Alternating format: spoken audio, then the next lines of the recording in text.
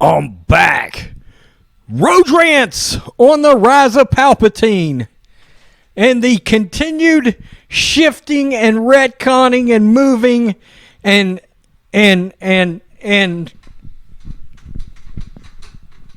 dancing around from Lucasfilm. Play that funky music of Lucasfilm and the movie, the film that won't fucking die, The Rise of Palpatine. Now we have found out that Star Wars confirms Rey's father is a failed Palpatine clone. But that was the son in the movie that you just made that came out in just less than 3 months ago.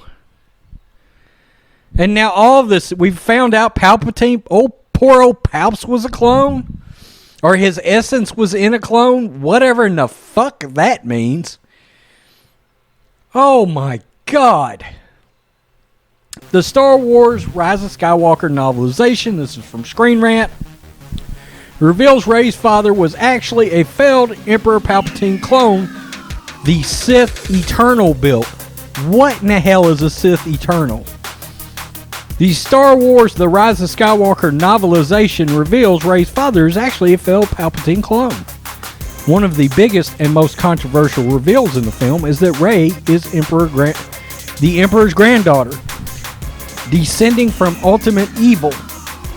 Look, I would have had no issue with Rey being the granddaughter of Palpatine if you don't bring back Palpatine. Bring back the main Snoke clone and have him be the villain. Let him do the Son of Mortis. Great.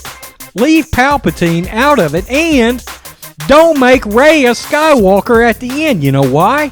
Because she's a Palpatine. The Rise of Skywalker tries from a certain point of view to work its way around this, but it didn't work for everyone. Did it work for anyone? Besides arguably clashing with themes and developments of The Last Jedi, that's okay. Rey Palpatine obviously had huge implications on larger Star Wars canon. At the time the Rise of Skywalker released, the information presented made it appear that Palpatine had been intimate with an unknown woman giving birth to a son. I did a video on that. For the past few months, fans have speculated of who Rey's grandmother could be, but now it's confirmed she does not have one. During the scene in the Rise of Skywalker novelization, when Rey is taking part in the Sith ritual on Exegol to trick Palpatine, right before she passes the lightsaber to Ben, she has visions of her grandfather's past. This passage in the book reveals, after Return of the Jedi, Palpatine thrust his consciousness into a clone body. However, the transfer was, quote, imperfect, and members of the Sith Eternal worked tirelessly to engineer a new vessel for Palpatine's essence. I got a question. My question is, are the Kaminoans not around anymore where you could go and have them... Palpatine could look like Jango Fett right now. Did they go out of the cloning business maybe? Is that what happened? Somebody clear that up for me in the comments section. Did the Kaminoans quit cloning? As these guys are fucking around and can't get it right, they had an army cloned. One of these attempts is described as a useless power failure, who was a, quote, not quite identical clone. While this body wasn't fit to house Palpatine's power, it's still able to live and eventually become Rey's father. And it goes on to say that evidently, maybe, possibly, some things were shot and they never made it into the movie, according to the editor. It'll be interesting if any future canon materials explore more of Rey's father's story. That's okay. We don't need it. What's fascinating is that even though Palpatine was extremely disappointed in his, quote, not quite identical clone, the body couldn't serve the purpose for which it was built. Rey's dad was able to leave Exegol and lead a life. One might have expected Palpatine to order the clone be destroyed. So there could be more here. Perhaps he envisioned a failed clone fathering a child who could assume the Sith throne. Palpatine was thinking ahead with his master plan, so it wouldn't be out of the question.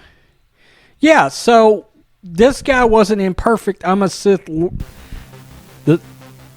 He would have had this thing dusted, incinerated. This is some of the dumbest shit after the fact I have ever seen. I'm starting to believe that Lucasfilm is intentionally fucking up their movies, thinking they can sell some books and comics after the fact. I mean, what's going on here? Good God. What a piss poor excuse for a 3-movie after Return of the Jedi ever. This shit is nuts. Bob Chapek. Fire Kathleen Kennedy, please. She has taken a blowtorch to Star Wars. For as funny as this shit is, Chapek, this shit ain't funny at all. It's an embarrassment to one of the largest IPs ever. You tell me what you think, Rhodes Squadron. I know I got serious on you at the end, but fuck these assholes. Peace them out. Till next time.